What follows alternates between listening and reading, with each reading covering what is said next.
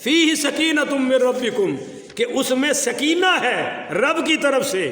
بولیے سکینہ ہے رب کی طرف سے۔ اب سکینہ کیا ہے؟ تو اللہ اکبر کبیرہ، علماء نے بڑی بڑی باتیں بیان کی ہیں۔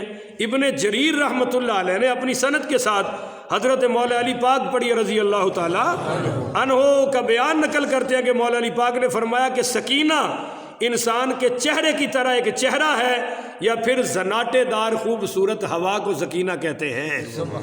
نمبر 2، حضرت ابن عباس پڑھی رضی اللہ تعالی عنہما بیان کرتے ہیں کہ سکینہ سونے کا ایک جنتی تشت ہے، یعنی ایک تھال ہے جس میں انبیاء کرام علیہ السلام کے دلوں کو غسل دیا جاتا ہے۔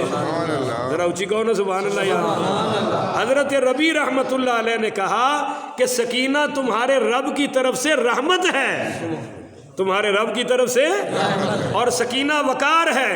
اور سب سے پیاری تفسیر وہ ہے جس کو عطا بن ابی رباح پڑھی رحمۃ اللہ علیہ نے بیان کیا۔ وہ فرماتے ہیں کہ سکینہ وہ معروف نشانیاں ہیں جس سے مومنوں کے دلوں کو سکون ملتا ہے۔ بولیے جی، مومنوں کے دلوں کو سکون ملتا ہے۔ اچھا، تو آپ کو ایک مسلم شریف کی حدیث سناؤں، سبحان اللہ۔ حضرت برا پڑھی رضی اللہ تعالی عنہ بیان کرتے ہیں کہ ایک آدمی سورہ کہف پڑھ رہا تھا۔ کون سی سورت جی؟ کہف۔ اور وہ لمبی پاس ہی اس کے لمبی رسیوں سے بندھا ہوا اس کا ایک گھوڑا تھا، تو اس شخص کو ایک بادل نے ڈھانپ لیا۔ بادل آیا، بدل، اور اس کو ڈھانپ لیا، اور وہ بادل اس کے ارد گرد چکر لگاتا ہوا قریب ہو رہا تھا کہ اس کا گھوڑا ڈر کر متوحش ہوا، اس کو یعنی وہ وحشی ہو گیا۔ جب صبح ہوئی تو اس نے نبی کریم صلی اللہ علیہ وسلم سے اس واقعہ کا ذکر کیا کہ یا رسول اللہ، میں قرآن پڑھ رہا تھا، بادل آئے اور مجھے گھیر لیا اور میرا گھوڑا ڈرنے لگا۔ آپ نے فرمایا وہ بادل نہیں تھے، وہ سکینہ تھا جو تیرے تلاوت کی وجہ سے اللہ نے تجھ پر نازل فرمایا تھا۔ ایک اور حدیث سناؤں اگر سبحان اللہ۔ یہ جو حدیث سنانے لگا ہوں یہ بخاری شریف میں بھی ہے اور مسلم شریف میں بھی۔ حضرت اسید بن حضیر پڑھی رضی اللہ تعالیٰ عنہ اپنے استبل میں، یعنی استبل کے قریب قرآن مجید پڑھ رہے تھے۔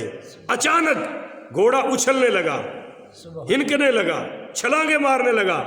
حضرت اسید کو یہ خوف ہوا کہ یہ گھوڑا کہیں پاس ان کا چھوٹا بچہ پڑا ہوا تھا یحییٰ، ان کو تکلیف نہ پہنچا دے۔ تو کہتے ہیں کہ اچانک جب میں نے اوپر دیکھا تو میرے سر کے اوپر فضا میں ایک چراغوں کا سائبان، یعنی تمبو جس طرح چراغ ہوتے ہیں، وہ اوپر میرے آ کر قریب آ گیا۔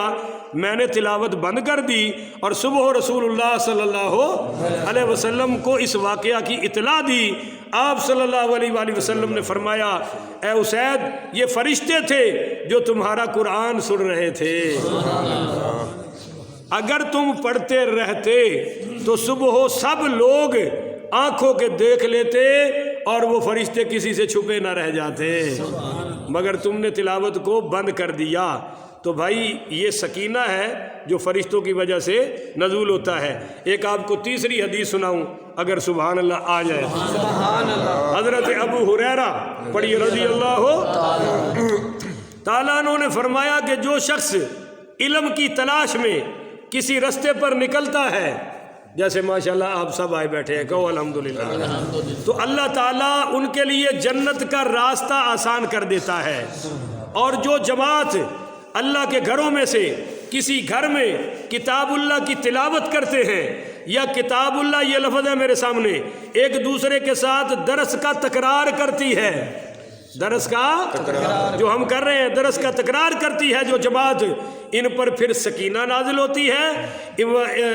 وہ نزلت علیہم السکینہ، ان پر سکینہ نازل ہوتا ہے، اور غشیت علیہم الرحمہ، اللہ کی رحمت ان کو گھیرے میں لے لیتی ہے۔